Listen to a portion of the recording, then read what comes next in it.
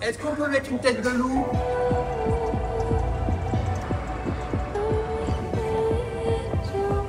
Les Halles Carnot ont leur importance ici parce qu'il se trouve qu'il y a, on peut dire, une véritable polarité commerciale en fait autour de Carnot.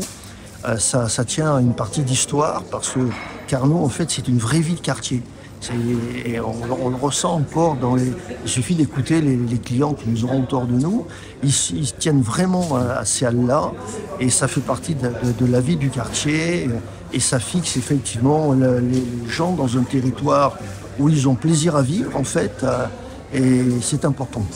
À côté des piliers historiques des Halles, bouchers, poissonniers, primeurs et cuisiniers, 3 nouvelles têtes sont à connaître. Avec les 3 commerçants que nous allons visiter ce matin, en fait, et qui apportent des professions qui n'existaient pas forcément.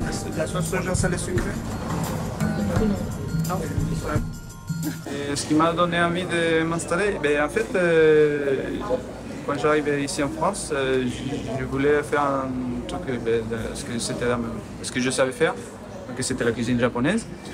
Et je me suis dit pourquoi pas ouvrir un petit stand dans un hall, un marché. J'aime bien l'ambiance de marché, j'aime bien le tact avec la clientèle et tout ça. Et parce que je l'avais fait déjà en Espagne.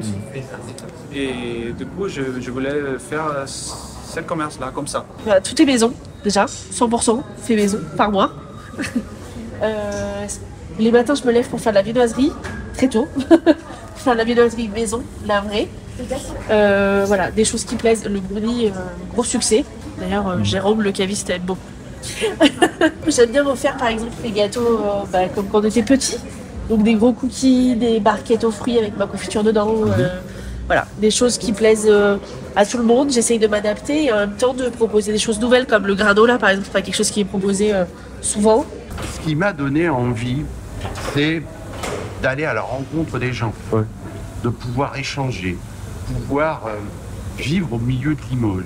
Pour m'y être promené, je trouvais intéressant. J'ai eu la proposition de pouvoir adhérer à cet échange et de dire, tiens, s'installer au Halles Carnot, ça serait peut-être intéressant. Pour autant, le quartier connaît des difficultés prises en compte et traitées au fur et à mesure. Ils sont confrontés à des problèmes de sécurité. On a déjà pris quelques mesures, et notamment sur une terrasse qui n'est pas très éloignée de nous, sur laquelle il y avait de très mauvais comportements. Des comportements à caractère trop communautariste, il faut dire les choses. Et donc il faut être très vigilant sur ce sujet-là, c'est très important.